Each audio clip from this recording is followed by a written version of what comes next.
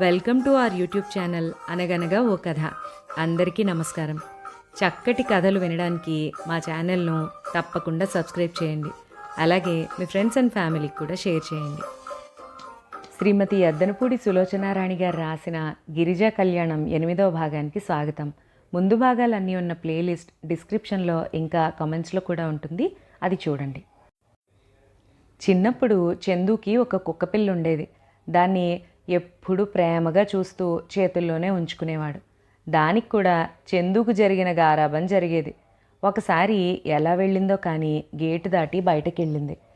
Auto తగిలి చచ్చిపోయింది. చందు కుక్కపిల్ల కోసం బెంగపడ్డాడు. రాజగోపాలరావు గారు అలాంటి కుక్కపిల్లల్ని 2-3 తెప్పించారు, కానీ చందు వాటి ముఖం కూడా చూడలేదు. తర్వాత కోలుకున్నాడు, కానీ మళ్ళీ కుక్క అన్న మాటను దగ్గరకు రానియలేదు. స్నేహితులతో కలుస్తాడు, వాళ్ళకి అన్నీ ఇస్తాడు, కానీ అదంతా తన ఇష్టమైతేనే. వాళ్లలో ఎవరికైనా బాధ వస్తే చందు దగ్గరికి వస్తారు, కానీ చందు తనకి బాధ కలిగితే వాళ్ళ దగ్గరికి వెళ్ళడు. చిన్నప్పుడంతా ఒంటరితనం, పెద్దయిన తర్వాత తాతగారి గారాబం, స్నేహితులు తమ అవసరాల కోసం అతన్ని పెంచి అందలం ఎక్కించటం, ఇవన్నీ కలిసి చందుని పాడు చేశాయని సాయన్న అనుమానం. అతనికి తన సంతోషమే తప్ప ఎదుటివారి సంతోషం కానీ బాధ కానీ గమనించిన మనస్తత్వం బాగా అలవాటైపోయాయి. గిరిజ వ్యక్తిగా చందు మనస్తత్వం ఏంటో అర్థం చేసుకోవడానికి ప్రయత్నించసాగింది. చందు గిరిజ ముందు నుంచి వెళుతూ సాయన్నకి చెప్పాడు, సాయన్న, రేపు మధ్యాహ్నం ఫ్రెండ్స్ వస్తున్నారు, లంచ్ ఏర్పాటు చేయి, డ్రింక్స్ కూల్ డ్రింక్స్ అన్నీ తెప్పించు, భోజనం గ్రాండ్గా ఉండాలి, వంట మనిషికి చెప్పు. అలాగే బాబు, ఎంతమందికి ఏర్పాటు చేయాలి? ఆడ మగ కలిపి 25 మంది అవుతారు. అలాగే అన్నాడు సాయన్న. చందు వెళ్ళిపోగానే గిరిజ వైపు తిరిగాడు. ఇంట్లో పార్టీ అంటే ఇక ఇల్లు అదిరిపోవాల్సిందే, చెవులు బద్దలైపోతాయి అన్నాడు. వాళ్ళ తాతగారు ఉన్నారని వచ్చేవాళ్ళకి భయం ఉండదా? ఎందుకుండదు, ఉంటుంది. కానీ తాతగారు ఆ సమయానికి ఇంట్లో ఉంటేగా. పార్టీ అని తెలియగానే ఆ రోజు ఇంట్లో ఉండకుండా ఎక్కడికైనా వెళ్ళిపోతారు. సాయంత్రం వరకు రారు. ఇక ఇల్లంతా వాళ్ళదే, వాళ్ళ ఇష్టం. ఇంతలాగా మరీ వదిలేయడం ఏం బాగాలేదు సాయన్న. అదేగా అమ్మ మొత్తుకునేది, ఇది ఇప్పుడొచ్చిన అలవాటా? చిన్నప్పటి నుంచి అంతే. అందుకే చిన్నబాబుని మార్చటం ఆ దేవుడి తరం కూడా కాదేమోనని నాకు కూడా అప్పుడప్పుడు అనిపిస్తూ ఉంటుంది. అమ్మో, పార్టీ అంటే ఇప్పటి నుంచి అన్నీ చూడాలి, ఇంట్లో ఏమున్నాయో ఏం లేవో. ఏ కాస్త లోటు వచ్చినా చిన్నబాబు చంపేస్తాడు మమ్మల్ని, వంట మనిషికి చెప్పొస్తాను అంటూ సాయన్న వెళ్ళిపోయాడు. గిరిజ ఆలోచనలో పడినట్టుగా నిలబడిపోయింది. మర్నాడు మధ్యాహ్నం 12 గంటలయ్యింది. చందు కారుతో కలిసి మరో 1/2 డజను కార్లు వరసగా వచ్చి ఆ ఇంటి ఆవరణలో ఆగాయి. గేటు బార్లా తీసి ప్రతి కారుకి సలాం చేసి ఓ పక్కగా నిలబడ్డ ఘూర్ఖా ఆ కార్లలోంచి దిగుతోన్న రకరకాల ఆడపిల్లల్ని మగపిల్లల్ని చూస్తున్నాడు. కారు దిగి ఇంట్లోకి వెళ్ళబోతున్న చందు గుమ్మం దగ్గరకు రాగానే ఠక్కున ఆగిపోయాడు. సింహద్వారానికి బోదురు కప్పంత తాళం వేళ్లాడుతోంది. ఏనాడు లేంది ఆ ఇంటి తలుపులు మూసి ఉండడమే కాకుండా తాళం కూడా వేసుంది. సాయన్నా, సాయన్నా అంటూ అరిచినట్టే పిలిచాడు. సాయన్న లేడు బాబు అన్నాడు ఘూర్ఖా దగ్గరకొస్తూ. సాయన్న లేడా? ఎక్కడికెళ్ళాడు? ఆశ్చర్యంగా అడిగాడు. పెద్దయ్య గారు, గిరిజమ్మగారు, సాయన్న యాదగిరిగుట్ట వెళ్ళారు. అక్కడ ఈరోజు ఏదో పూజ ఉందిట, అది చేయించుకుని రాత్రికి కానీ రారట.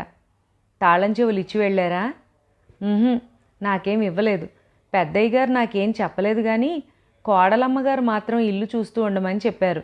మీరొస్తే ఇలా వెళ్ళామని చెప్పమన్నారు. చందు క్షణంసేపు శిలలాగా నిలబడ్డాడు. సింగపూర్ నుంచి పాప్ మ్యూజిక్ బృందం వచ్చింది.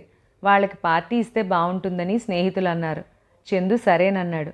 ఎక్కడైనా హోటల్లో కంటే ఇంట్లో అయితే బాగుంటుందని సలహా ఇచ్చారు. చందుకు కూడా ఆ సలహా నచ్చింది. అందుకే నిన్ననే సాయన్నకి చెప్పాడు. ఆ రోజు ఉదయం లేవగానే వారికి టీ పార్టీ ఉంటే తనని కూడా ఆహ్వానిస్తే వెళ్ళాడు. వాళ్ళని తీసుకుని లంచ్కి ఇప్పుడు ఇంటికి వచ్చాడు. మూసి ఉన్న తలుపులు చూసి చందు ఫ్రెండ్స్ కూడా తెల్లబోయారు. ఇది కావాలని నీ భార్య చేసిన పని, ఇప్పుడేం చేద్దాం అన్నాడు రమేష్. చందుకి ఎదురుగా కనిపిస్తున్న తాళం వెక్కిరిస్తున్నట్టుగా నవ్వుతున్నట్టుగా కనిపించింది. ఆ నిమిషంలో అతనికి ఈ అవమానం మనసుకి పట్టించుకుని ఆగ్రహించే వ్యవధి కూడా లేదు. అందరూ మళ్ళీ కార్లలో ఎక్కారు. సరాసరి సిటీలోకెల్లా ప్రసిద్ధి చెందిన హోటల్ బ్లూ స్టార్కి వెళ్ళారు. ఇంతమందికి లంచ్ అంటే టైం కావాలి అన్నాడు మేనేజర్. అందరూ కూర్చున్నారు. సాయంత్రం 5 గంటలు అవుతూ ఉండగా హోటల్ వాళ్ళు లంచ్ ఇచ్చారు. అప్పటికి సగం మందికి పైగానే వెళ్ళిపోయారు. చందుకి పుట్టి బుద్ధి తెలిసిన తర్వాత ఇంత అవమానం ఎప్పుడూ జరగలేదు. ఇలాంటి సమయాల్లో చిత్తుగా తాగే అలవాటుంటే అదొక హాయి. ఆ మత్తులో ఎలాంటి ఘోర అపజయాన్నైనా మర్చిపోయి మొద్దులా నిద్రపోవచ్చు. చందుకు ఆ అలవాటు కూడా లేదు. రాత్రి 8 గంటల వేళ అతని ఇంటికొచ్చాడు. కారు దిగేసరికి ఇంటి తలుపులు తీసే ఉన్నాయి. ఇల్లంతా గదిగదికి దీపాలు వెలుగుతూనే ఉన్నాయి. అతను నిలువున మండుతోన్న క్రోధజ్వాలలాగా లోపలికి వచ్చాడు. సాయన్నా! ఆ పిలుపుకి ఆ ఇల్లు కంపించినట్టు అయింది. సాయన్న వచ్చాడు. నువ్వు బతికే ఉన్నావా? సాయన్న తెల్లబోయాడు. ఆ అన్నాడు తలూపుతూ. ఏనాడైనా ఈ ఇల్లు వదిలిపెట్టి ఎక్కడికైనా వెళ్ళావా నువ్వు? వెళ్ళలేదు. మరి ఈరోజు ఎందుకు వెళ్ళావు? సాయన్న తలగొక్కున్నాడు. చిన్నమ్మగారు రమ్మనమని అంటే వెళ్ళానండి. నేను ఎప్పుడూ ఇల్లు వదిలిపెట్టి వెళ్ళనని కేకలేసి మరీ తీసుకెళ్లారండి. ఈరోజు ఫ్రెండ్స్ని పార్టీకి పిలిచానని చెప్పానుగా. చెప్పారు. నేను అదే అన్నాను. చిన్నమ్మ అన్నారు, పర్వాలేదులే సాయన్న, డబ్బులు ఉండాలే కానీ ఈ ఊళ్ళో భోజనానికి ఏం తక్కువ, ఏ హోటల్లోనైనా ఏర్పాటు చేసుకుంటారులే అని. వంట మనిషికి కూడా సెలవిచ్చారండి. రావుగారి కోసం హార్లిక్స్ గ్లాస్ తీసుకువెళ్తోన్న గిరిజ అక్కడికి వచ్చింది. ఇద్దరూ ఒకరినొకరు తీక్షణంగా చూసుకున్నారు. పేనుకు పెత్తనం ఇస్తే ఏదో చేసిందిట, అడ్డమైన వాళ్ళకి అధికారాలు ఇస్తే ఇలాగే ఉంటుంది అన్నాడు చందు సాయన్నతో. సాయన్న, పెద్దయ్య గారు పడుకునే వేళయింది, ఇంట్లో గొడవ ఏమీ వినిపించకూడదు అంది గిరిజ. సాయన్న సరేనన్నట్టు తలూపాడు. సాయన్న, నా ఇంట్లోనే నాకు ఆంక్షలా? ఈ ఇల్లు నాది, అవునా కాదా అంటూ నిలదీశాడు చందు. సాయన్న మీదే అన్నట్టు తలూపాడు. సాయన్న, ఇల్లు అనేది కావాలనుకుంటే బాధ్యతగా అన్నీ చూసుకోవాలి. ఫ్రెండ్స్ని వేసుకుని షికారు తిరిగితే సరిపోదు. చందు ఈసారి సూటిగా గిరిజ వైపే తిరిగాడు. ఫ్రెండ్స్ ఎంతసేపు వాళ్ళ మీద పడి ఏడుస్తావెందుకు? వాళ్ళు నా డబ్బు తింటున్నారనేగా. వాళ్ళ సంగతి సరే, నీ మాటేంటి? నువ్వు డబ్బు మీద ఆశతో కాకపోతే ఈ ఇంట్లో ఎందుకున్నట్టు? వాళ్ళు తెలివి తక్కువ వాళ్ళు కాబట్టి నన్ను అడిగి తింటున్నారు. నువ్వు తెలివైన దానివి కాబట్టి నీ అతి తెలివితేటలతో తాతయ్యే నీకు ఇచ్చేలా చేస్తున్నావు. ఆ డబ్బు కోసమేగా పొమ్మన్నా కూడా ఈ ఇల్లు పట్టుకునే వేళ్లాడుతున్నావు. నిన్నేమనాలి? ఇంకెప్పుడు నా దగ్గర ఫ్రెండ్స్ గురించి ఎత్తకు అనేసి వెళ్ళిపోయాడు. గిరిజ క్షణంసేపు అలాగే నిలబడిపోయింది. ఆ ముఖంలో కొరడా దెబ్బలు ఎడాపెడా తిన్నలాంటి బాధ కనిపిస్తోంది. సాయన్న ఈ గొడవ నాకెందుకు అన్నట్లు మెల్లగా అక్కడి నుంచి వెళ్ళిపోయాడు. రాజగోపాలరావు గారు ట్రాన్సిస్టర్ పెట్టుకుని ఇంగ్లీష్ న్యూస్ వింటున్నారు. ఆయనకి ఆ శబ్దంలో గిరిజ చందు పడిన ఘర్షణ వినిపించలేదు. ఆయన శ్రద్ధగా న్యూస్ వింటున్నారు. ఇంతలో గిరిజ అక్కడికి వచ్చింది. హార్లిక్స్ గ్లాసు ఆయన పక్కగా ఉన్న స్టూల్ మీద పెట్టింది. మరు నిమిషంలో తాళాల చెవులు కూడా తీసి ఆ గ్లాస్ పక్కనే పెట్టింది. గిరిజ, ఏమిటిది అన్నారు ఆయన. నన్ను ఈ బాధ్యత నుంచి తప్పించమని అడుగుతున్నాను.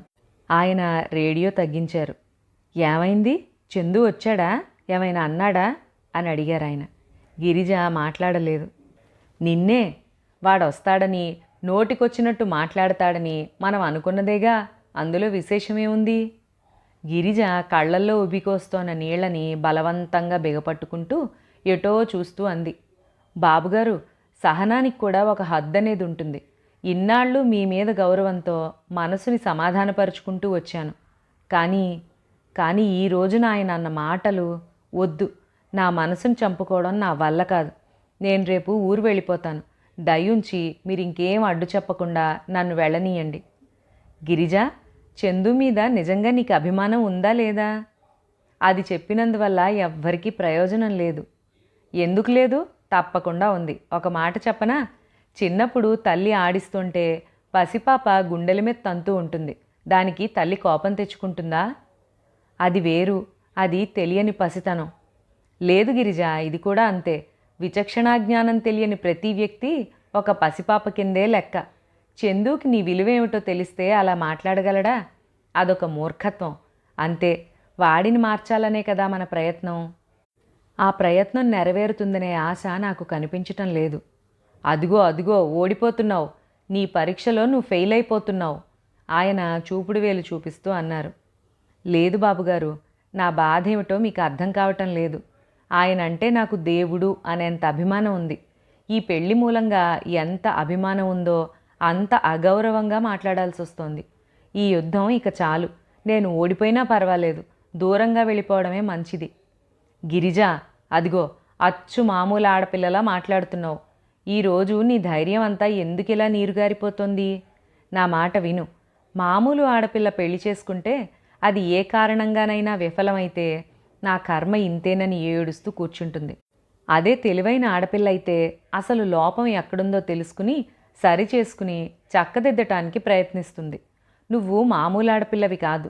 నువ్వు ఓడిపోయి చందుకి దూరంగా వెళ్ళిపోవద్దు. నువ్వు గెలవాలి. చందుయే ఓడిపోయి నీ దగ్గరకు రావాలి. ఇది నా ఆశీస్సు. గిరిజ, ధైర్యం తెచ్చుకో. వాడి మాటలు నువ్వు పట్టించుకున్నావంటే నీ అసలు ప్రయత్నం నువ్వు మర్చిపోయావన్నమాటే. ఇదిగో తీసుకో అంటూ తాళం చెవులు అందిస్తూ అన్నారు. మనిషి సామర్థ్యంలో ఉన్న అసలు రహస్యం ఏంటో చెప్పనా? ఎవరైనా మనల్ని సులభంగా గెలవచ్చును అని అనుకుంటే వారినే చిత్తుగా ఓడించటం. గిరిజకి ధైర్యం వచ్చింది. ఆయన అనునయ వాక్యాలతో గాయపడ్డ మనసు కాస్త శాంతించింది. తాళం చెవులు తీసుకుంది. నిజమే, తను వెళ్ళిపోతే చందు కోరుకున్నట్టే జరుగుతుంది. అలా కాకూడదు. తను ఎప్పటికైనా ఇక్కడి నుంచి వెళ్ళిపోవడం అనేది ఖాయమే. కానీ అది చందుకి భయపడి కాదు. కానే కాదు, తన ఇష్టం మీద తాను వెళ్ళిపోతుంది. గిరిజకి ఇప్పుడు రెట్టింపు శక్తి, ధైర్యం వచ్చినట్టు అయింది. తాళం చెవులు తీసుకుని పెద్ద లైట్ తీసి చిన్న లైట్ వేసింది. గిరిజ వెడుతూ ఉంటే ఆయన పిలిచారు. దిండు కింద నుంచి కవర్ తీసిస్తూ, ఇదిగో నీకు ఉత్తరం వచ్చింది. రవి రాశాడు. నాకు కూడా రాశాడు. సెలవులు ఇచ్చారుట. గురువారం వస్తున్నానని రాశాడు అని ఇచ్చారు. ఈ మాట వినగానే గిరిజ ముఖం సంతోషంతో వెలిగిపోయింది. ఉత్తరం తీసుకుని తలుపులు దగ్గరగా వేసి బయటకొచ్చేసింది. సికింద్రాబాద్ స్టేషన్లో వెంకటాద్రి ఎక్స్ప్రెస్ తన మహాకాయాన్ని ఈడ్చుకుంటూ వచ్చి చేరవేసినట్టుగా ఆగింది. ప్లాట్ఫామ్ మీద నిలబడి గిరిజ వరుసగా ఆగుతున్న పెట్టెల్లో తమ్ముడు ఎక్కడున్నాడు అని ఆతృతగా చూస్తోంది. రవి ఫస్ట్ క్లాస్ కంపార్ట్మెంట్లోంచి దిగాడు. అక్క, గిరిజ ముందుకు వెళుతూ అంటే రవే పిలిచాడు. రవి. రవి దగ్గరకొచ్చాడు. గిరిజ రవిని కౌగిలించుకుంది. ఉత్తరాలు వస్తుంటే తెలియలేదు కానీ రవిని చూసి 6 నెలలైంది. 6 నెలలు చూస్తూ ఉండగానే టైం ఎంత త్వరగా గడిచిపోయింది.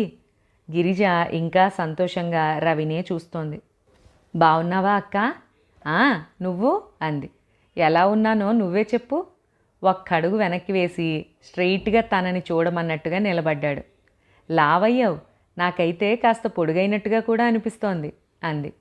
నువ్వు స్టేషన్కి వస్తావని నేను అస్సలు అనుకోలేదు. నిన్ను చూడగానే ఎంత సంతోషం వేసిందో తెలుసా? రవి తన పళ్ళ వరస అంతా కనిపించేలా నవ్వుతూ అన్నాడు. మొదట వద్దనే అనుకున్నాను. స్టేషన్కి వచ్చిన వాడివి ఇంటికి రావా? కానీ కారు ఎలాగూ వస్తుంది, నేను ఇంటి దగ్గర ఉండి ఏం చేయాలి అనిపించింది. వచ్చేశాను. రవి సామాను కూలీని ఎత్తుకెక్కించి తీసుకెళ్లాడు డ్రైవర్. రవి, గిరిజ ఒకరి చెయ్యి మరొకరు గట్టిగా పట్టుకుని ప్లాట్ఫామ్ దాటి బయటకొచ్చారు. ఎలా ఉందిరా స్కూలు అని అడిగింది. రవి బాగా ఆరోగ్యంగా ఉన్నాడు. అందరి పిల్లల కంటే పిసరంత ఉత్సాహంగా కూడా ఉన్నాడు. చాలా బాగుంది. ఉత్తరంలో రాశానుగా, రకరకాల పిల్లలు, భలే మనస్తత్వాల్లే. అక్క, రావుగారు బాగున్నారా? బావగారు. ఆ మాట వినగానే గిరిజ చెంపలు ఎర్రబడ్డాయి. రవి ఎంత మామూలుగా ఆ మాట అనేస్తున్నాడు. ఉత్తరాల్లో కూడా అలాగే రాస్తాడు. గిరిజతో కలిసి నడుస్తున్న రవి కళ్ళు హఠాత్తుగా, అరే అడుగో మధుమూర్తి అన్నాడు. ఎక్కడా? కంగారుగా చూసింది. అదిగో అక్క, ఆ బట్టతలాయన పక్కగా నడవడం లేదు. గిరిజ ఇంకేం చెప్పే అవకాశం లేకుండా చెయ్యి వదిలించుకుని ముందుకు పరిగెత్తాడు. తల వంచుకుని గబగబా వెళుతున్న అతను ఎవరో వెనక నుంచి వచ్చి చెయ్యి పట్టుకుంటే ఉలిక్కిపడి తిరిగి చూశాడు. రవి, నువ్వా? ఆగి ఆశ్చర్యంగా అడిగాడు. అవును, నువ్వు కూడా ఈ ట్రైన్లోనే వచ్చావా? అవును. ఏ? అరే, నాకు తెలియదు. నేను కూడా ఇదే ట్రైన్లో వచ్చాను. నిజంగానా? నిజంగా. నువ్వెక్కడి నుంచి వస్తున్నావు? తిరుపతి నుంచి. నేను కూడా తిరుపతిలోనే ఎక్కాను. అప్పటికే గిరిజ అక్కడికి వచ్చింది. అదిగో అక్క, రవి చూపించాడు. మధు తల తిప్పి చూశాడు. అక్కడ ఒక అడుగు వెనకగా కాస్త దూరంలో గిరిజ నిలబడుంది. గిరిజను చూడగానే అతని కళ్ళు సంభ్రమంతో వెలిగాయి. క్షణంసేపు మాటలు రానివాడిలాగా చూస్తూ ఉండిపోయాడు. గిరిజ కూడా అతన్నే చూస్తోంది. అతని కళ్ళు గిరిజని ఆత్రంగా పరిశీలించాయి. వేషభాషల్లో గిరిజలో ఏ చిన్న మార్పు లేదు. తనకి తెలిసిన గిరిజలాగానే ఉంది. కానీ ఇదివరకు లేని హుందాతనం ఏదో స్పష్టంగా కనిపిస్తోంది. అతని దృష్టి క్షణంలో సగంసేపు గిరిజ మెడలో మెరుస్తోన్న మంగళసూత్రం తాడు మీద ఆగింది. బావున్నావా గిరిజ? మొదట అతనే పలకరించాడు. గిరిజ తల ఊపింది. నువ్వు? అంది. నేనా? నాకే, నేను బాగానే ఉన్నాను. ముగ్గురు నడక సాగించారు. మధ్యలో రవి నడుస్తూ ఉండగా అటు మధు ఇటు గిరిజ నడుస్తున్నారు. ఈ ఊరు ఎందుకొచ్చావు అని అడిగాడు రవి. మధు నవ్వి, నేను ఈ ఊర్లోనే ఉంటున్నాను అన్నాడు. నిజంగానా? ఎంత శుభవార్త అన్నాడు రవి. నిజంగానే, స్టేట్ బ్యాంక్లో నాకు ఉద్యోగం వచ్చింది. ఏలూరులో ఉద్యోగం వదిలేసి జాయిన్ అయ్యాను. వచ్చి ఎన్నాళ్ళయింది? 2 నెలల పైనే అయ్యింది. అమ్మ వాళ్ళు కూడా బెజవాడ నుంచి ఇక్కడికి వచ్చేశారు. ఉద్యోగం వస్తే తిరుపతి వస్తానని అమ్మ మొక్కుకుందిట. ఆ మొక్కుబడి తీర్చడానికి వెళ్ళొస్తున్నాను. అదా సంగతి. నేను ఏలూరు అడ్రస్కి ఉత్తరాలు రాస్తే తిరిగి వచ్చాయి. ఏమిటబ్బా అనుకున్నాను. ఇక్కడికి వచ్చినట్టు నువ్వు నాకు ఉత్తరం రాయనే లేదు. రవి నిష్ఠూరంగా అన్నాడు. సారీ రవి, వచ్చినప్పటి నుంచి ఇల్లు వెతకటం, అమ్మ వాళ్ళని తీసుకురావటం ఇదే పని సరిపోయింది. ఆఫీస్లో జాయిన్ అవ్వడం కూడా కొత్త కదా. గిరిజ మౌనంగా ఆ ఇద్దరి సంభాషణ వింటోంది. మధుతో మాట్లాడడానికి మాటలే రావట్లేదు. ఏదో సంకోచంగా అనిపిస్తోంది. మధు ఈ ఊరొచ్చి దాదాపు 2 నెలల పైనే అయిందిట. అయినా ఒక్కసారి కూడా తనకి తెలియజేయాలని కానీ కలవాలని కానీ ప్రయత్నించలేదు. ముగ్గురు స్టేషన్ బయటికి వచ్చారు. మీరెలా వెళ్తారు అని అడిగాడు మధు. అదిగో కారుందిగా, దూరంగా వేచి ఉన్న కారుని చూపిస్తూ అన్నాడు రవి. ఓ, మధు తమాయించుకున్నట్టుగా చూశాడు. సరే, నేను వస్తాను, వెళ్తాను అన్నాడు. నేను దింపుతాను, మాతో రా అంది. వద్దొద్దు, ఇంకోసారి ఎప్పుడైనా నవ్వుతూనే అన్నాడు. గిరిజ హఠాత్తుగా అడిగింది. నా మీద నీకు బాగా కోపం వచ్చింది కదూ? అతని ముఖం వెలవెలబోయింది. చిచ్చి, అలా అని నీకెవరు చెప్పారు? నీ మీద కోపం ఎందుకు? లేకపోతే ఈ ఊరొచ్చి 3 నెలలు అవుతున్నా నన్ను చూడడానికి రాలేదే? అదా, అది నాకు తీరుబడి అవ్వలేదు తడబడుతూ అన్నాడు. లక్ష్మి రాసిన ఉత్తరం చదివిన తర్వాత కానీ నా పొరపాటు ఏమిటో నాకు తెలియలేదు. అతను క్షణంసేపు మాట్లాడలేదు. లక్ష్మి ఎక్కడుంది? ప్రస్తుతం ఇక్కడే ఉంది, పురిటికొచ్చింది. ఏంటి, లక్ష్మి కూడా ఇక్కడే ఉందా? నీకు నిజంగా నా మీద కోపం లేదు అంటే లక్ష్మిని తీసుకుని ఒకసారి రా. అలాగే, ఉత్తమాటలు చెప్పద్దు. అతని కళ్ళు రెపరెపలాడాయి. నేను ఎప్పుడైనా అలాంటి మాటలు చెప్పానా అన్నాడు. లక్ష్మిని తీసుకుని వస్తావు కదూ? వస్తాను, నువ్వెప్పుడైనా రావచ్చు. నేను ఇంట్లోనే ఉంటాను, ఎక్కడికి వెళ్ళను. మధు చూపులు రవి మీద నిలిచాయి. రవి ఉంటాడుగా, ఫోన్ చేసి వస్తాను అన్నాడు. నేను కారులో దింపితే ఏమవుతుంది అని అడిగింది. వద్దు, ఎందుకు శ్రమ, నేను ఆటోలో వెళ్తాను అంటూ దూరంగా ఉన్న ఆటోని పిలిచాడు. ఆటో వచ్చింది. చేతిలో పెట్టే అందులో పెడుతూ అన్నాడు, నువ్వు వెళ్ళు, నేను వెళ్తాను అని. లక్ష్మిని తీసుకొస్తావు కదూ? తప్పకుండా వస్తాను. గిరిజ రవి కారు ఎక్కారు. కారు కదిలింది. ఆ తర్వాతే మధుమూర్తి ఆటో ఎక్కాడు. కారులో వస్తుంటే గిరిజకి రవి ఊరి నుంచి వచ్చిన ఉత్సాహం మాయమైనట్టుగా అయ్యింది. హఠాత్తుగా మధుని చూడటం, మాట్లాడటం ఆనందంగానే ఉంది. కానీ ఏదో వెలితిగా కూడా ఉంది. 3 రోజుల తర్వాత ఆదివారం నాడు మధుమూర్తి రవికి ఫోన్ చేశాడు.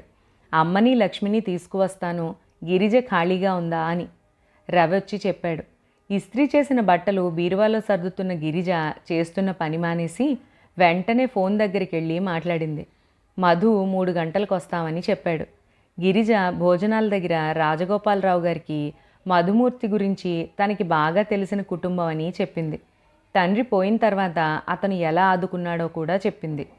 అయ్యో, నువ్వు వీళ్ళని గురించి ముందే చెప్పుంటే పెళ్ళికి రమ్మనమని నేనే స్వయంగా వెళ్ళి పిలిచుండేవాణ్ణి అన్నారాయన. సరిగ్గా 3 గంటలు అవుతూ ఉండగా మధుమూర్తి, వరమ్మ, లక్ష్మి వచ్చారు. లక్ష్మికి నెలలు నిండుతున్నాయిలా ఉంది, భారంగా ఉంది. వాళ్ళు రాగానే గిరిజ ఎదురెళ్ళింది. లక్ష్మిని బావున్నావా అంటూ చేతులు పట్టుకుని లోపలికి తీసుకొచ్చింది. రావుగారు వాళ్లతో ఎంతో ఆదరంగా మాట్లాడారు.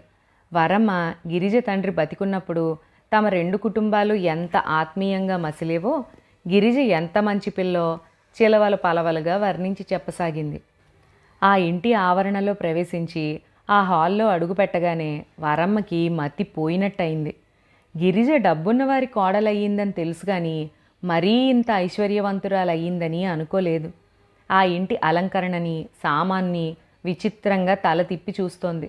రావుగారు, మధుమూర్తి హాల్లో కూర్చుని ఉద్యోగాలు, వాటి సాధక బాధకాలు గురించిన మాటల్లో పడ్డారు. గిరిజా, ఏది ఇల్లు చూపించు అంది వరమ్మ లేస్తూ. లక్ష్మి, గిరిజ, వరమ్మగారు ముగ్గురు లోపలికొచ్చారు. ఇల్లంతా కలియదిరిగారు. గిరిజ వాళ్ళని మేడ మీదకు తీసుకెళ్ళింది. మీ బెడ్రూమ్ ఏది గిరిజ? లక్ష్మి కుతూహలంగా అడిగింది. గిరిజ చెంపలు కెంపులయ్యాయి. చందు పడక గది చూపించింది. లక్ష్మి ఆ పడకని చేత్తో తాకి చూసింది. ఎంత బావుందో, అచ్చు సినిమాల్లో లాగా ఉంది. ఆయనేరి ఇంట్లో లేరా అంది. లేరు అంది గిరిజ. బావుంది, వాళ్ళు మనలా ఇంట్లో కూర్చుంటారేమిటి? ఇంత డబ్బుంటే ఎన్నో వ్యవహారాలుంటాయి, ఎన్ని పనులు, వాటిని చూసుకోవడంలో ఊపిరి ఆడుతుందేమిటి అంది వరమ్మగారు. గిరిజ, లక్ష్మి ఇద్దరు గదిలోకొచ్చారు. వరమ్మగారు చందు గది ముందున్న వరండాలో నిలబడి కింద రకరకాల పూలతో కళకళలాడుతోన్న తోటని చూస్తోంది. కాస్త ఒంటరితనం దొరకగానే లక్ష్మి గిరిజ 2 చేతులు పట్టుకుంది. గిరిజ, నేను తెలివి తక్కువ పనిచేశాను కదూ, నన్ను క్షమించవు అంటూ. అరెరే, ఏమిటిది అంది గిరిజ. ఎలాంటి వ్యధ ఉత్తరం రాసి నిన్ను బాధపెట్టాను, అది తలుచుకుంటే నాకు సిగ్గుతో ప్రాణం పోతోంది. నీ పెళ్ళి అనగానే అన్నయ్యకి అన్యాయం జరిగిపోతోందే అనే ఆవేశం వచ్చింది. దాంతో ఏమీ చూడకుండా అలా రాసేశాను. తర్వాత అన్నయ్యకి చెబితే నన్ను బాగా చీవాట్లేశాడు. నువ్వు తననేం మోసం చేయలేదన్నాడు. నీ పెళ్ళి నీ ఇష్టం అన్నాడు. అన్నయ్య అలా చెప్పిన తర్వాత నేను తప్పు చేశానేమోనని మదనపడ్డాను. నిన్ను క్షమించమని కోరుతూ ఉత్తరం రాయాలని ఎన్నోసార్లు అనుకున్నాను. కానీ ఎలా రాయాలో, ఏం రాయాలో తెలియలేదు, రాయలేకపోయాను. ఇప్పుడు నిన్ను చూస్తూ ఉంటే నువ్వు మంచి పనే చేశావనిపిస్తోంది. నీ అదృష్టాన్ని కాదంటానికి మేమెవరం? గిరిజ లక్ష్మి భుజం మీద చెయ్యి వేసి నొక్కింది. అవన్నీ ఇప్పుడెందుకు తలుచుకోవడం? మధుకి రాయకపోవడం నాది కూడా పొరపాటే. కానీ ఇంతలో వరమ్మగారు అక్కడికి రావడంతో గిరిజ మాట ఆపేసింది. ఆవిడ గిరిజను చూస్తూ అంది. అదేమిటే గిరిజ, ఇంత శ్రీమంతులింటి కోడలువయ్యి ఒక్క నగ వేసుకోలేదు? మాలాగానే మంగళసూత్రంతో ఉన్నావు. చేతులకు ఆ మట్టి గాజులేమిటి? వీళ్ళు నీకేం నగలు పెట్టలేదా? గిరిజ నవ్వింది. పెట్టకే, అన్నీ పెట్టారు. వేసుకోవటానికి నాకే అలవాట్లేక విసుగ్గా ఉంటుంది. అన్నీ బీరువాలో ఉన్నాయి. ఏవి, మేం చూడొచ్చా అంటూ అడిగింది. గిరిజ బీరువా తెరిచి తీసుకొచ్చి చూపించింది. ఇవి ఇంట్లో పెట్టుకోవడానికి, పెళ్ళిళ్ళకి వాటికి వెళ్ళటానికి బ్యాంకులో వేరే ఉన్నాయి. వరమ్మగారు వాటన్నిటినీ తీసి చూసింది. అదేమిటి, లక్ష్మిని కాదని అలా దూరంగా తోస్తారా ఎవరైనా? పెట్టుకో, చక్కగా ఉంటుంది. నగలు పెట్టుకోకపోతే నువ్వు డబ్బు గలదానివని ఎలా తెలుస్తుంది అంది వరమ్మగారు. తెలియకపోతే ఏమవుతుంది అంటూ గిరిజ వాటిని తీసి బీరువాలో పెట్టింది. గిరిజ, మీ ఆయన్ని చూడడం పడనేలేదు, చాలా బాగుంటాడని చెప్పారు అంది లక్ష్మి. వరమ్మగారు బీరువా మూసి వస్తోన్న గిరిజని ఎగాదిగా చూసింది. ఏమైనా విశేషం ఉందిటే అంది. గిరిజ చప్పున తల అడ్డంగా తిప్పింది. ఉంటే చెప్పమ్మా, ఆ శుభవార్త విని నోరు తీపి చేసుకునే వెళతాం. లక్ష్మి నవ్వింది. అమ్మా, నీ పిచ్చిగాని ఏ సరదాలు లేకుండా కాపురానికి రాగానే పిల్లల్ని కండానికి వీళ్ళు మనలాగా అనుకుంటున్నావా? అన్ని సరదాలు తీరిన తర్వాత కావాలనుకున్నప్పుడు ఒకళ్ళో ఇద్దరో పుట్టేలా చూసుకుంటారు. ఏం గిరిజ, అంతేనా అంది లక్ష్మి. గిరిజ మాట్లాడలేదు. వంట మనిషి టిఫిన్, కాఫీ తెచ్చిచ్చాడు. ఇంతలో సాయన్న వచ్చాడు. అమ్మా, మొక్కలకి ఎరువు తెచ్చారు, డబ్బివ్వాలి అంటూ. గిరిజ లేచి వెళ్ళి డబ్బు తీసుకొచ్చి ఇచ్చింది. వరమ్మగారు గిరిజ నడుం దగ్గర వేళ్లాడుతోన్న తాళం చెవుల్ని చూస్తూ అంది. ఇంటి పెత్తనమంతా నీదేనా ఏమిటి? ఒకరిదంటూ ఏం లేదు, మేనేజర్ ఉన్నాడు, అన్నీ ఆయనే చూస్తారు అంది గిరిజ. ఆ ముసలాయనికి మీ ఆయన తప్ప ఇంకెవరూ లేరా? లేరన్నట్టు తలూపింది. ఎంత అదృష్టవంతురాలివే, నిన్ను చూస్తుంటే మా కళ్ళ ముందు తిరిగిన గిరిజవేనా అనిపిస్తోంది అందావిడ. ముగ్గురు కిందికి దిగొచ్చారు. వాళ్ళు వచ్చేసరికి చందు కారు దిగి లోపలికి వస్తున్నాడు. రావుగారు అతన్ని పిలిచారు. మధుమూర్తిని చూపిస్తూ, చందు ఇలా రా, ఇదిగో ఇతను మధుమూర్తి అని గిరిజకి బాగా కావాల్సిన వాళ్ళు అని చెప్పారు. చందు తాతగారి దగ్గరికి వచ్చాడు. మధుమూర్తి లేచి చందు చెయ్యి పట్టి కరచాలనం చేస్తూ అన్నాడు, గ్లాడ్ టు మీట్ యూ అని. థ్యాంక్ యూ అన్నాడు చందు. దాదాపు సమవయస్కులైన ఆ ఇద్దరూ ఒకరినొకరు రెప్పపాటుగా మొదటి చూపులోనే నిశితంగా చూసుకున్నారు. కూర్చోండి అన్నాడు చందు. అతనేనా? అబ్బా ఎంత బాగున్నాడో కదే, లక్ష్మి గిరిజ చెయ్యి గిల్లుతూ రహస్యంగా అంది. చందుని చూస్తుంటే వరమ్మగారికి ఒక్క క్షణం ఈర్ష్య మెరమెరలాడింది. గిరిజ తన కొడుక్కి తక్కువ అని తను ఈసడించేది. గిరిజ కోసం ఎంత ఎక్కువ వ్యక్తి ఎదురు చూస్తున్నాడో భగవంతుడు కళ్ళకు కట్టి చూపించినట్టు అయ్యింది. చందు వాళ్లతో ఎక్కువ మాట్లాడలేదు, పైకి వెళ్ళిపోయాడు. మధు వెళ్ళడానికని లేచాడు. రావుగారు వాళ్ళు వెళ్తూ ఉంటే, అప్పుడప్పుడు వస్తూ ఉండండి, వచ్చి వెళ్తుంటేనే ఆత్మీయతలు పెరుగుతాయి. గిరిజ ఇక్కడుంది కాబట్టి ఇక ఇది మీ ఇల్లే అనుకోండి అన్నారు. మధుమూర్తి ట్యాక్సీలో పెడతామని చెబుతున్నా వినకుండా ఆయన కారు ఇచ్చి పంపారు. వరమ్మ వెళ్లే ముందు గిరిజతో అంది, గిరిజ తప్పకుండా మా ఇంటికి రావాలి సుమా, నువ్వు వస్తేనే మేం మళ్ళీ వచ్చేది. అలాగే వస్తుందిలేండి, నేను పంపిస్తానుగా అన్నారాయన. వాళ్ళు వెళ్ళిపోయారు. వెళ్ళగానే రావుగారు అన్నారు, ఆ మధుమూర్తిని చూస్తే నాకెంతో ముచ్చటేసింది. తండ్రి లేడుట, తల్లి చెల్లెలు, అతనిది చిన్న ఉద్యోగం. అయినా ఆ కుటుంబ భారం అతని ఎంత బాగా మోస్తున్నాడు. మగపిల్లలంటే అలా ఉండాలి. బాధ్యత తెలిసిన మగపిల్లాడి ఇంట్లో ఉంటే ఆ ఇంట్లో పెద్దవాళ్ళకి ఎంత హాయిగా నిశ్చింతగా ఉంటుందో నిట్టూరుస్తూ అన్నారాయన. రాజగోపాలరావు గారి నోటి వెంట మధుమూర్తిని గురించి ప్రశంసావాక్యాలు వింటూ ఉంటే గిరిజకెంతో ఆనందం కలిగింది. గిరిజ రవిని తీసుకుని గుడికెళ్ళి ఇంటికొస్తూ మధుమూర్తి ఇంటికి వచ్చింది. అంతక్రితమే రవి అప్పటికి 2-3 సార్లు వాళ్ళ ఇంటికి వెళ్ళొచ్చాడు. రవి వెళ్ళినప్పుడల్లా వరమ్మగారు, ఎరా మీ అక్క రానేలేదే, మాలాంటి వాళ్ళ ఇంటికి రాకూడదని అనుకుందా ఏమిటి, లేక వస్తే మళ్ళీ మీ ఇంటికి వస్తామని భయపడిందా అనేది. రవి ఇంటికి రాగానే అక్కకి ఈ సంగతి చెప్పాడు. గిరిజ గుడికి వెళ్ళొస్తూ వాళ్ళ ఇంటికి వెళదామని చెప్పింది. వాకిట్లో కారు ఆగేసరికి వరమ్మ తొంగి చూసింది. కారులో నుంచి దిగి వస్తున్న గిరిజను చూడగానే ఆవిడ ముఖం వికసించింది. ఇదిగో లక్ష్మి, మధు, ఎక్కడ్రా మీరు, గిరిజ వచ్చింది అంటూ కేకలు పెట్టింది. రా అమ్మా రా, ఏది వస్తానని చెప్పి మళ్ళీ కంటికే కనిపించకపోతివి. నేనే నిన్ను చూడ్డానికి వద్దామని అనుకుంటున్నాను. లక్ష్మికి నెలలు నిండాయా, ఎప్పుడు ఏ హడావిడి చేస్తుందోనని భయంగా ఉంది. రా, నీలాంటి శ్రీమంతురాలు వస్తే కూర్చోటానికి మా ఇంట్లో సరైన కుర్చీ కూడా లేదు. ఆవిడ చూపుతున్న ఆప్యాయత చూస్తూ ఉంటే గిరిజకి రావుగారి మాటలు గుర్తుకొచ్చాయి. గిరిజ, నా డబ్బు నీకు అందరి దగ్గర గౌరవం, అభిమానం, ప్రత్యేకత సంపాదించి పెట్టాలి. ఆ రకంగానైనా నువ్వు ఆనందంగా ఉంటే అంతకంటే నేను కోరుకునేది ఇంకేమీ లేదు. ఆయన మాటలే నిజమవుతున్నాయి. లేకపోతే వరమ్మగారు ఇంత ఆప్యాయంగా మాట్లాడగలిగేదా? పడుకున్న లక్ష్మి బయటకొచ్చింది. గిరిజ కూర్చుంది. మధు కూడా వచ్చాడు.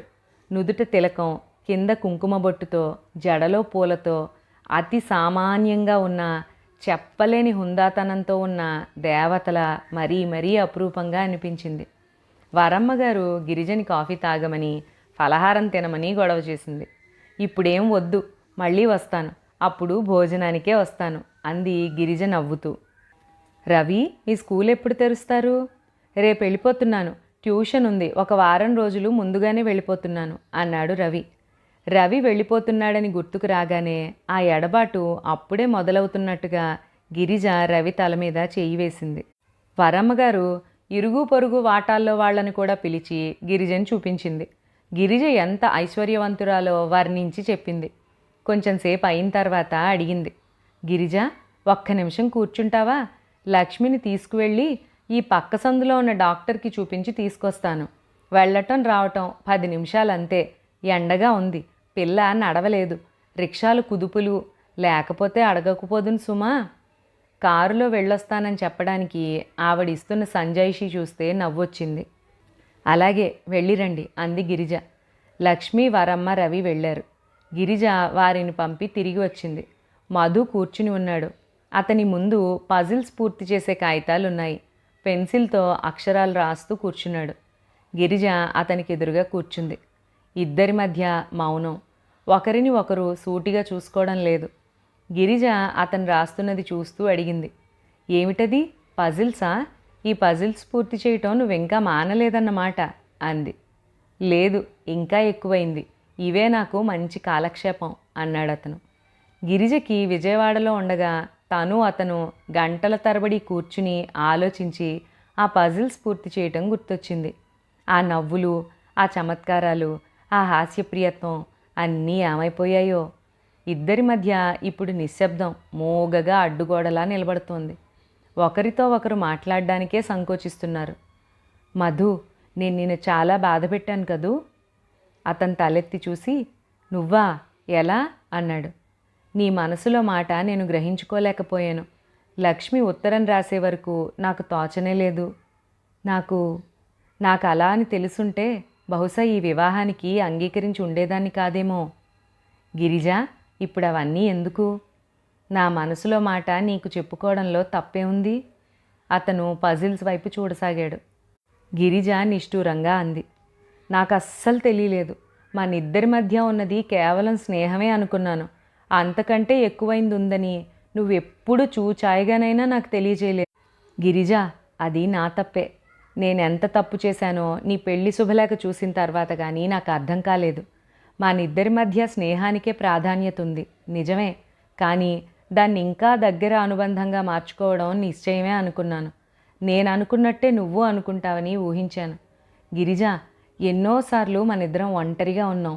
ఒక్కోసారి నిన్ను తాకాలని నాకు అనిపించేది. కానీ మరుక్షణంలోనే నా ఆలోచనకి నేను సిగ్గుపడేవాడిని. గిరిజ నా సొంతం అవ్వబోతూ ఉంటే నాకు ఈ తొందరపాటు ఎందుకు అనుకునేవాడిని. అదీ కాకుండా ఒంటరిగా ఉన్న నీ పరిస్థితులు చూసి నేను అలుసుగా ప్రవర్తిస్తానని, నువ్వు ఎక్కడ బాధపడతావోనని భయపడ్డాను. ఆ తర్వాత ఆలోచిస్తే ఇందులో నీ తప్పేం లేదనిపించింది. అంతా నా స్వయంకృతాపరాధమే. నేను పిరికివాడినేమో. అందుకే అదృష్టం నన్ను ఇలా శిక్షించిందేమో. అతని నోటి నుంచి ప్రవాహంలా మాటలు వచ్చేస్తున్నాయి.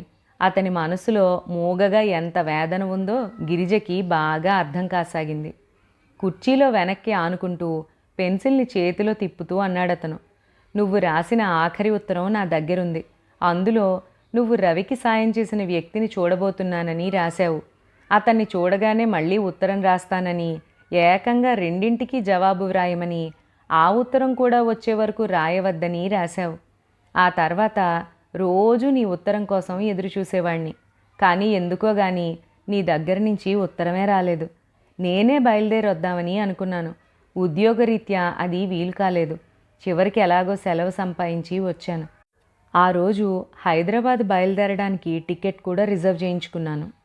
ఇంతలో మధ్యాహ్నం పోస్టులో నీ ఉత్తరం, పెళ్లి శుభలేఖ వచ్చాయి. అది చూడగానే నా కాళ్ల కింద భూమి తొలగిపోయినట్టయింది. పిచ్చెక్కిపోతుందేమోనని భయం వేసింది. ఎవ్వరికీ ముఖం చూపించలేకపోయాను. ఆ రోజంతా గదిలో కూర్చుని ఆలోచించాను. నీ తప్పేం లేదని అనిపించింది. నువ్వంటే నాకు ఎలాంటి భావం ఉందో నీకు స్పష్టంగా చెప్పకపోవడం, నువ్వు నాకు కావాలని నేను కోరినట్టుగా నీకు అర్థమయ్యేలా చేయకపోవడం నేను చేసిన ఘోరమైన తప్పు అనుకున్నాను. తప్పు చేస్తే శిక్ష ఎలాగూ ఉంటుందిగా, అందుకే ఈ శిక్షని నిశ్శబ్దంగా భరించాను. మధు, నన్ను క్షమించు, గద్గదికంగా అంది గిరిజ. అలా అనకు గిరిజ. లక్ష్మి అలా ఉత్తరం రాసినందుకు నేనే క్షమాపణ అడగాలి. లక్ష్మిని నేను అప్పుడే కేకలేశాను. ఇందులో నీ బాధ్యత ఏమీ లేదని చెప్పాను. గిరిజ మౌనంగా అతన్ని చూస్తోంది. ఎంత మంచివాడు మధుమూర్తి. జరిగిన దానికి బాధ్యత ఇద్దరికీ చెరిసగం ఉన్నా తప్పంతా తనొక్కడి మీదనే వేసుకుని భరిస్తున్నాడు. ఆ స్థితిలో నాకేం చేయాలో తోచలేదు. నా దృష్టి అంతా రవి భవిష్యత్తు మీదే ఉంది అంది. మంచి పని చేసావు గిరిజ. నువ్వు ఎంత తొందరపడినా నీ నిర్ణయంలో మాత్రం పొరపాటు లేదు. ఇక అదంతా మర్చిపో. మనిద్దరం ఎప్పుడూ స్నేహితులమే. అంతకు మించి అవ్వాలని నేను ఆశపడ్డాను. నాకు ఆ అర్హత లేదేమో. అందుకే దేవుడు బహుశా అలా చేసుంటాడు. అలా అనుకు మధు అంది గిరిజ. అదంతా మర్చిపోదాం. మనిద్దరం స్నేహితులం. మన స్నేహానికి ఇది అడ్డు రాకూడదు అన్నాడతను. నేను నీకు అదే చెప్పాలని అనుకుంటున్నాను అంది గిరిజ. ఇంతలో కారు రానే వచ్చింది. ఇంటికి తిరిగి వస్తూ ఉండగా గిరిజ లోపల అనుకోసాగింది. విధి ఇలా చేసిందేమిటి? ప్రేమించి గౌరవించే మధుమూర్తికి తనని దక్కనివ్వలేదు. ఆడపిల్లలంటేనే లక్ష్యం లేని చంద్రశేఖరం భార్యగా తనని ముడిపెట్టింది. తన జీవితాన్ని ఆటగా మార్చి తమాషా చూడ్డానికా? రవి ఊరు వెళ్ళిపోయాడు. గిరిజకి సందడంతా రవితోనే వెళ్ళిపోయినట్టుగా ఉంది. వాడు వచ్చి ఉన్న ఈ 3 వారాలు ఇంటి నిండా ఎంత సందడో. క్షణం ఊరికే ఉండడు. ఎప్పుడూ ఏదో ఒకటి చెబుతూనే ఉంటాడు.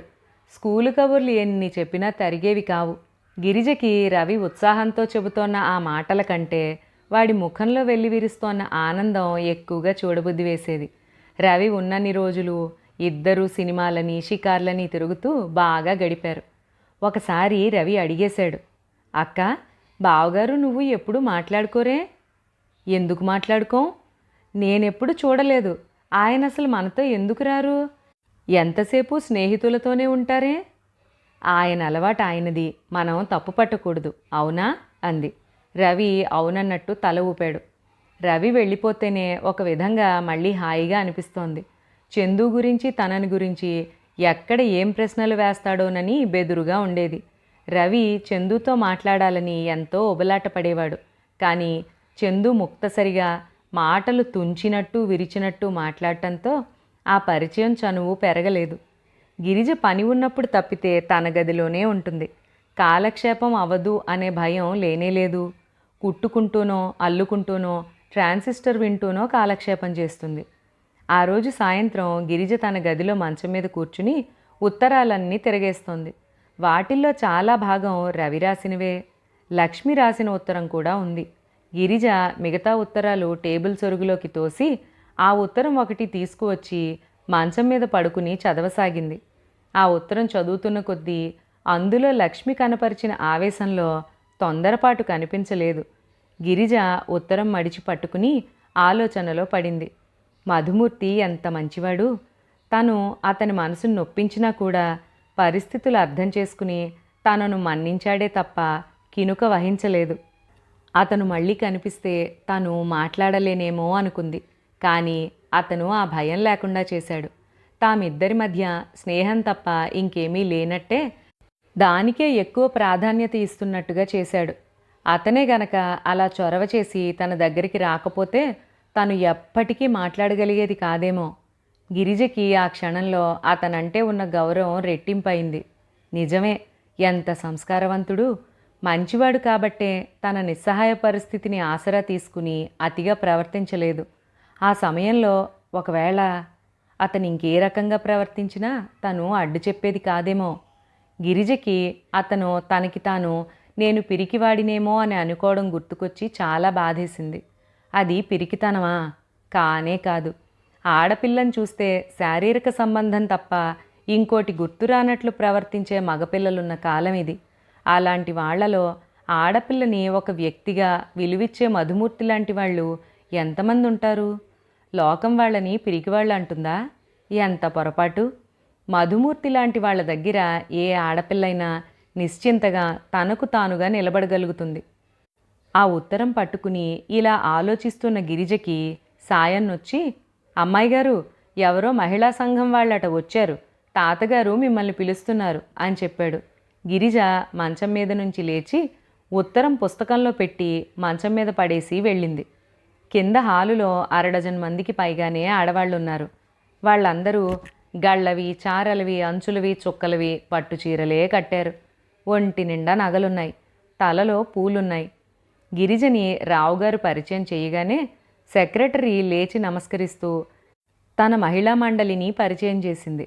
ఆడవాళ్ళకి కుట్టు మిషన్లు పెట్టి నేర్పిస్తున్నాం, పిల్లలకి చదువులు చెప్పిస్తున్నాం. మా మండలిలో రామాయణ భారతాలు ప్రతిరోజు పఠనం చేస్తాం. ఏదో ఉడతా భక్తిగా మాకు తోచిన సేవ చేస్తున్నాం అంది.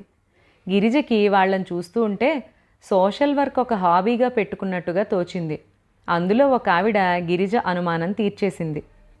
10 అవ్వగానే భర్త ఆఫీస్కి, పిల్లలు స్కూల్కి వెళ్ళిపోతారు. మా పని అయిపోతుంది. సాయంత్రం వరకు ఇంట్లో ఖాళీగా కూర్చోవాలి. ఒక్కళ్ళమే కూర్చుంటే విసుగు పుడుతుంది. నలుగురం కబుర్లకు కలిస్తే ఉన్నవి లేనివి వస్తాయి. అందుకని ఇదొక పనిగా పెట్టుకున్నాం. మాకు ఇంకే కబుర్లకి ధ్యాస ఉండదు. అహర్నిశలు దీని గురించే ఆలోచన. దేశంలో ఎప్పుడూ ఏవో సృష్టి విపరీతాలు జరుగుతూనే ఉంటాయి. మేము నిధులు మందులు బట్టలు ఏవి దొరికితే అవి సేకరించి పంపిస్తూ ఉంటాం. ఇప్పుడు మేము వచ్చిన పని ఏంటంటే తుఫాను బాధితుల సహాయార్థం విరాళాలు సేకరిస్తున్నాం. మొదట మీ దగ్గరికే వచ్చాం. మీరు పెద్దగా బోణీ చెయ్యాలి. అది అసలు సంగతి. గిరిజారావు గారు ముఖాలు చూసుకున్నారు. ఈ ఎపిసోడ్ ఇక్కడితో అయిపోయింది. మరొక ఎపిసోడ్లో మళ్ళీ కలుసుకుందాం. అంతవరకు సెలవు.